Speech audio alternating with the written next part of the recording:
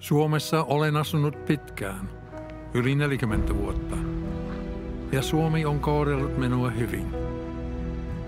Ai, miksi tulin? Niin tuttu kysymys. Ehkä seikkailun halusta. Ja miksi minä jäin? Nyt on vaikeampaa. Rakkaat ihmiset, työ ja perhe, 4 vuoden aikaa, loputon metsä. Kun lähdin politiikkaan, halusin antaa jotain takaisin ja luoda jotain uutta. Tehdä Jyväskylästä ja Keski-Suomesta vielä paremman paikan asua, opiskella ja tehdä työtä.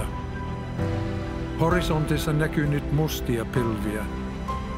Hyvinvointimme edestä joudumme ponnistelemaan, tekemään viisaita valintoja.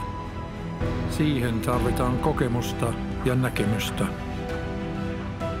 Työttömiä on liian paljon, investoinnit jäissä, koulut vailla resursseja, mielenterveysongelmat kasvussa.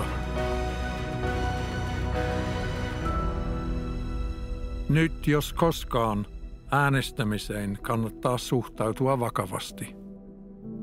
Minä olen Tony Melville ja olen SDP:n kunta- ja aluevaaliehdokas.